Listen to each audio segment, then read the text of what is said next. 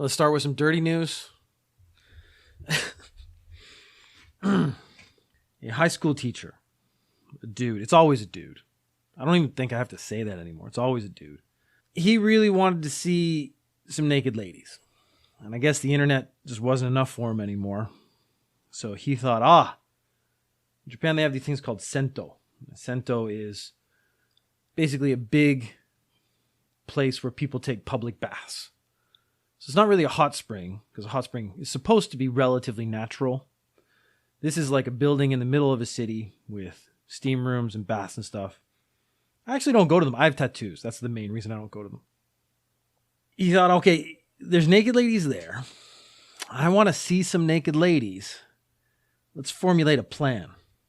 My plan is, if I look like a lady and I go into a place where the naked ladies are, I'm going to see some naked ladies.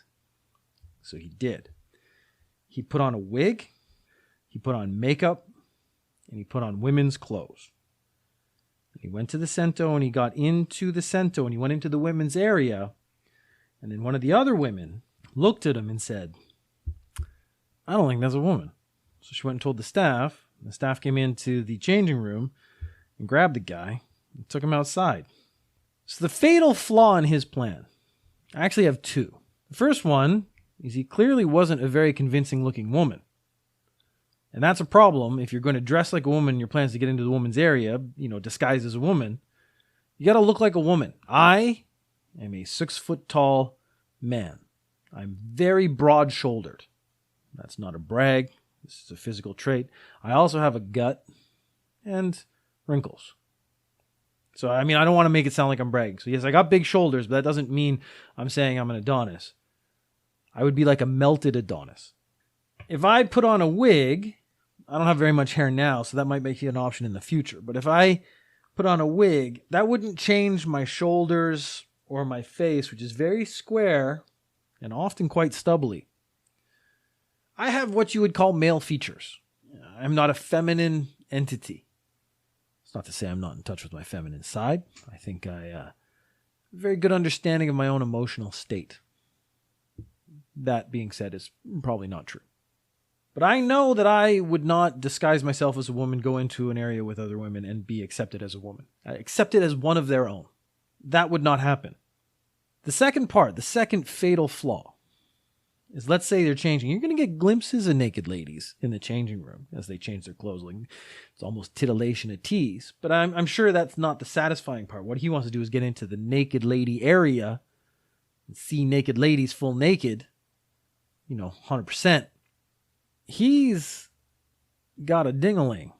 And when you get into an area, again, the musculature is probably going to be a bit of a giveaway. And if he is a man, which he is, and he's excited because this excites him, there's a certain physical reaction that occurs when a man is excited.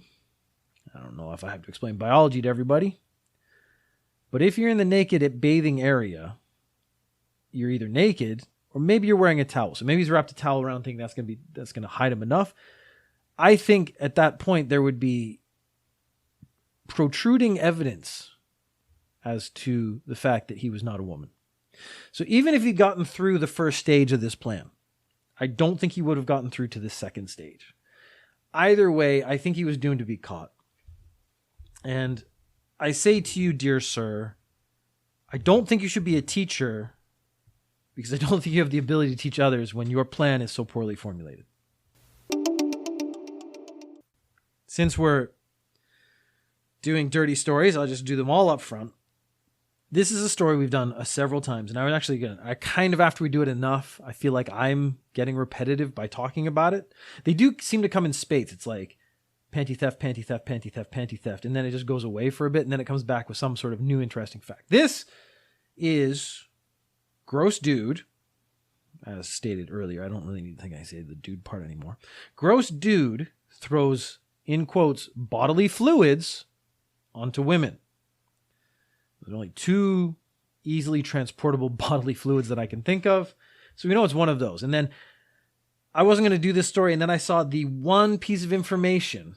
I actually did like a full 10, 15 minutes talking about this. Like, how do you transport the bodily fluid from home, where you have secured it, to the place where you're going to throw it on the person.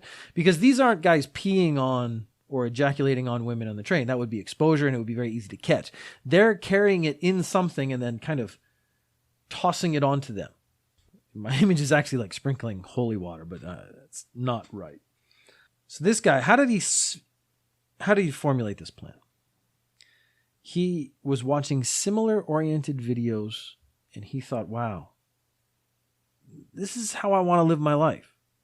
Now, when he was arrested, he said, I wanted to see their surprised faces. There's a secondary problem here in that this was a police officer. So when he was arrested, caught for this, he admitted to doing it. He admitted to doing it 30 times. We're talking from February to October last year. He did it at least 5 times, but he admitted to doing it about 30 times overall. So we're talking maybe years and years this goes back. He was arrested, suspended that day, and then later that day quit. So he's not a cop anymore. So that's actually a good thing. This is the kind of person who should not be a police officer. But I didn't get to the actual factual point that made this more interesting. How did he transport the material? And of course, the container you transported in would almost vaguely indicate what material it was. In his case, he was keeping the fluid in a container designed for moisturizer.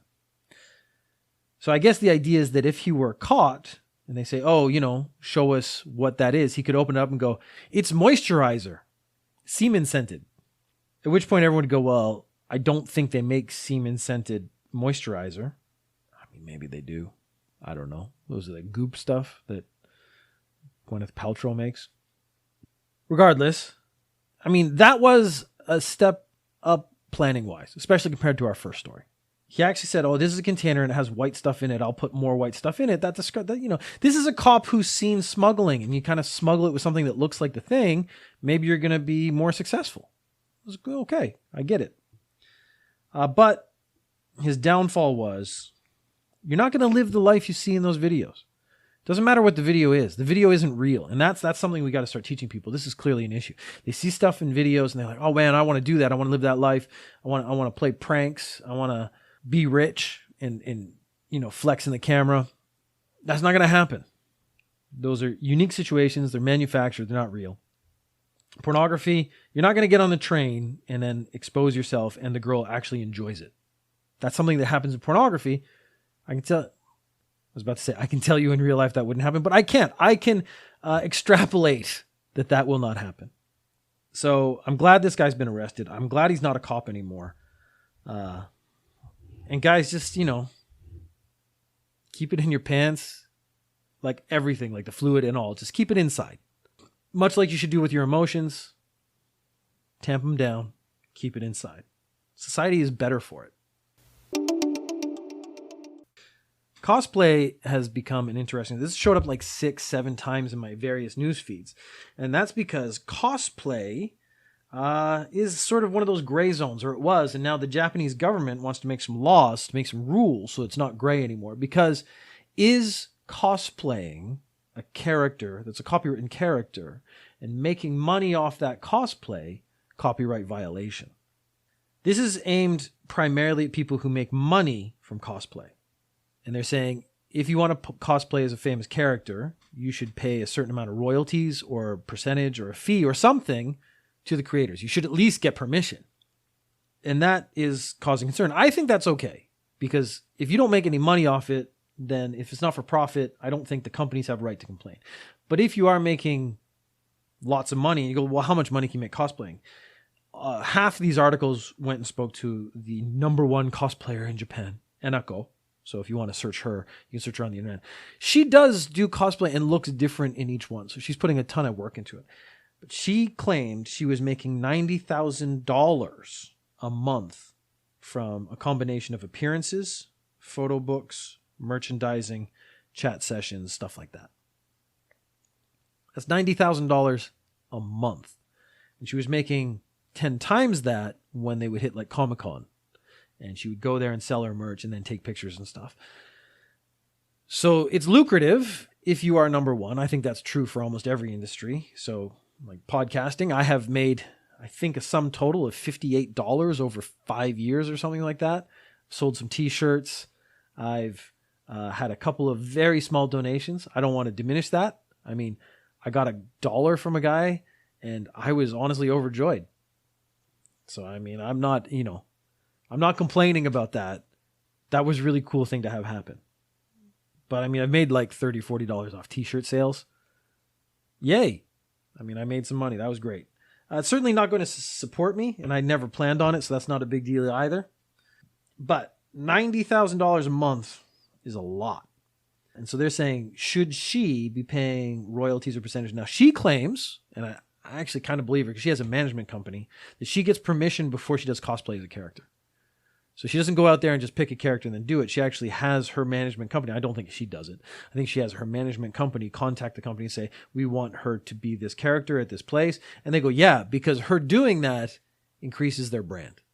I guess when you get into the mid-tier ones where they're making money, but they're not asking permission because they probably don't have a management group behind them, that's when it would get a little shady because they might make a fair sum of money, but if you, the company, don't approve of it, or let's say they don't follow the rules, like last time we were talking Evangelion, or maybe it was 2 weeks ago. Evangelion says, like, we don't want you to make porn fan art of our characters. Maybe they do dirty stuff with the costume and you're not on board with that. Should they have a right to say no? Japanese government seems like they're going to be saying yes, they should have a right to say how their characters are used, even if you're using them, if you're making money. So if you're not making any money, then you're pretty much probably okay. Unfortunately, we now drop into primarily Corona news. It is dominant, and it makes sense. It's interesting because one of the first stories I came across, and then a story that came up the next day, were very interesting. So the government, there was an announcement, so NHK reported that the government wants to start vaccinating the general public in May, which would be 2 months before the Olympics. Now, the 2 months before the Olympics is important because they're saying without an audience, they're going to lose tons of money. The Olympics is just going to be like a huge failure. The president of IOC, Dick Pound, a name I will never refuse to say, Dick Pound is saying that if it's not safe, there's no need to have an audience if it's going to risk everybody. There's another news report came out and said they're going to vaccinate all the athletes, but a bunch of the athletes are saying, like, don't vaccinate us. We're not a priority. Vaccinate healthcare workers, people first, put us in with the general population. And then a bunch of athletes are saying, I'm not traveling during coronavirus times. So there might not even be any athletes, never mind an audience. But there was this announcement in May, 2 months before the Olympics, they want to start vaccinating everybody. They wanted to have a majority of people vaccinated by July. And the way they were going to do it, they're going to be like, so of course it's healthcare workers, older people, and then doing 16 years and older, there are 12 million doses of Pfizer vaccines already secured. So they'll use those first. And they are then going to move on to Moderna, which they're actually doing trials of right now.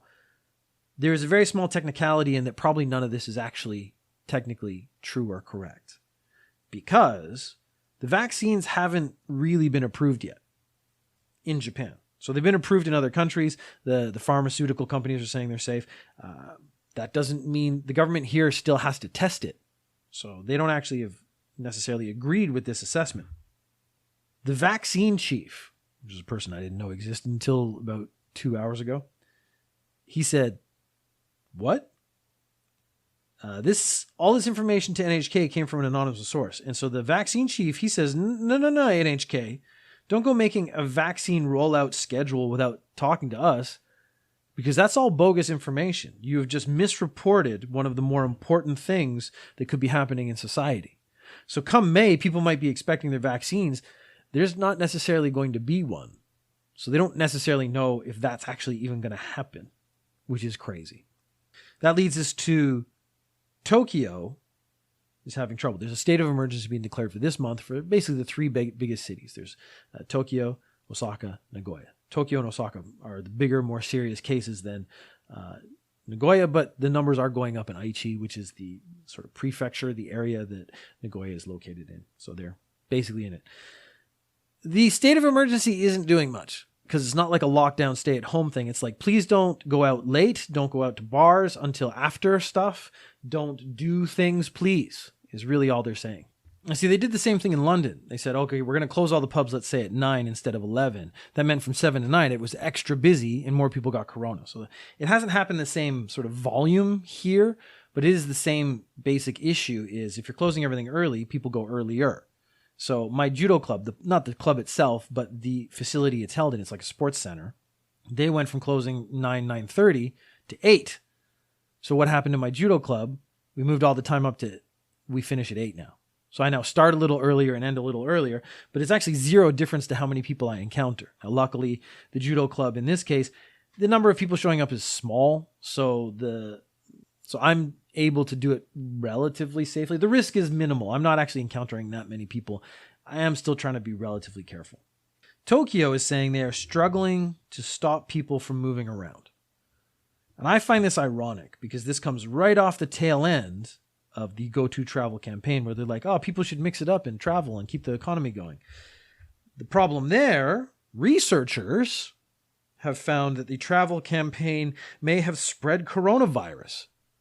If you were a non-researcher and you listened to Ninja News Japan, you knew that already because I explained multiple times about how to spread a virus more effectively, which would be to get everyone to go on trains and go to other districts or areas where there are no coronavirus cases, and you bring one there, and boom, you've spread the coronavirus. The irony here is that they say, like, this study wasn't conclusive, even though the numbers all play out very logically. There were 4,000 cases between May and August, and 20% of those people either traveled or came into contact with people who had traveled using the Go To Travel campaign. 127 travel-related cases in the first 5 days, which then linked to exponential numbers elsewhere. The average was 2.62 times higher, so almost 3 times higher than average once they started this campaign. They had places with no cases that then started getting cases. So the Japanese government and Japanese researchers really, at this point, they just need to listen to what I say. And Japan will be a better country for it. The question then is how to impose that upon them. Because clearly they're not going to do it voluntarily. They also have to learn enough English to understand what I'm saying. Or I would have to do a Japanese language version of this podcast. It'd be very good for my Japanese practice. I think it would be a labor to listen to. My Japanese is that poor. But no surprises. They are doing something proactive, which I'm always very happy about. In March, they want to do random PCR testing. So they're hoping to do in Tokyo and Osaka several thousand a day, just random people. The local governments right now are only testing people with symptoms or have had close contact. And the idea is that to get a sense of like, maybe there's people who don't know they have it. Those are actually the most dangerous cases because they might be the super spreaders. They want to make sure that people don't bring it to their companies and stuff. So the cost will be covered by the government, as it should be. It's going to be conducted by private companies. And they're going to do it primarily at crowded places. So airports, like downtown centers, companies, and universities. These are going to be the places where they test random people for coronavirus, which I'm all on board for. If they want to random test me, I am absolutely ready. And then you get your information, you get your results, and you know if you're safe or not for the moment.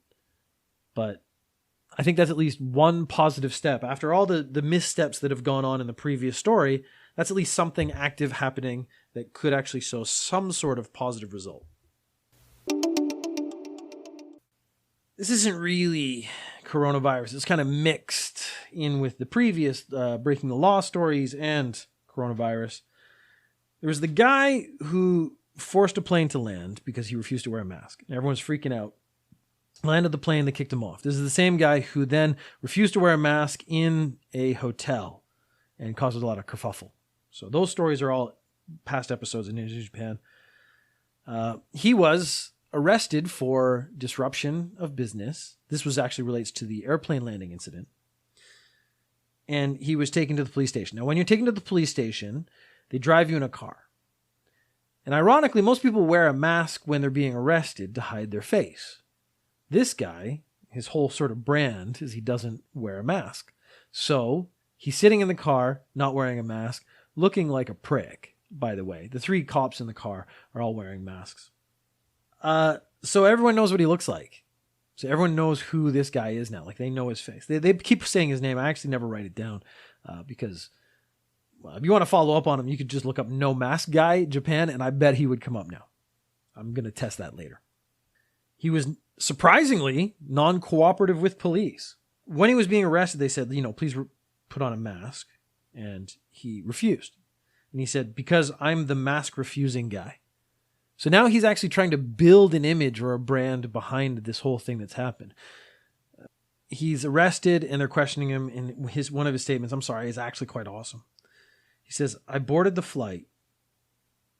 And of course, they want more details. What happened on the flight? He says, please see my blog for the rest of the story.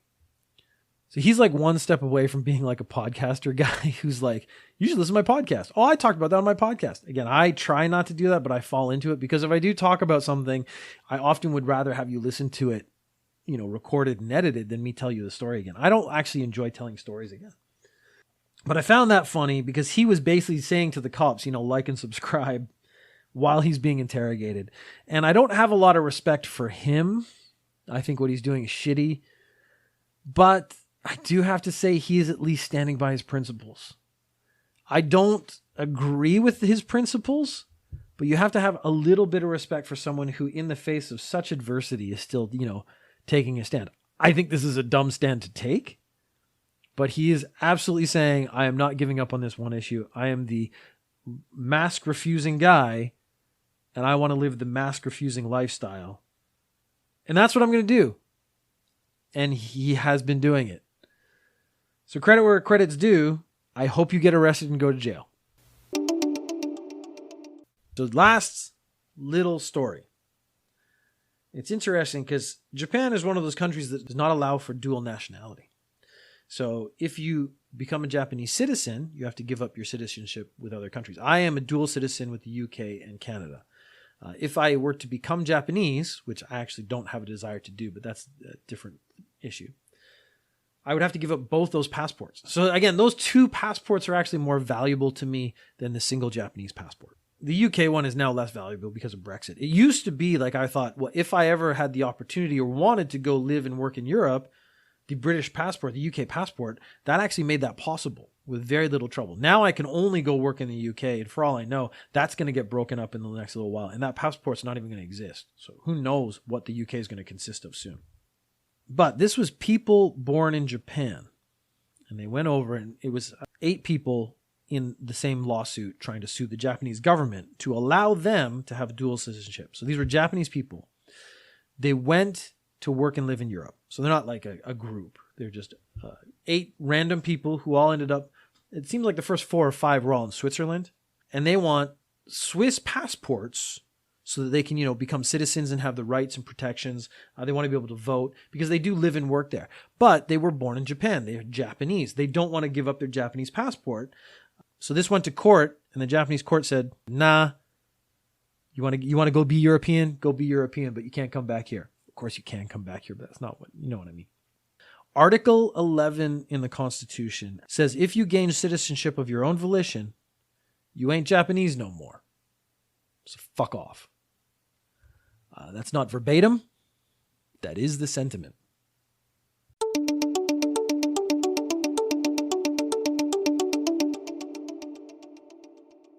You can tweet questions or comments at Ninja News Japan or join the Facebook group. On Facebook, search for Ninja News Japan. Sexy out homies. He admitted it does not allow for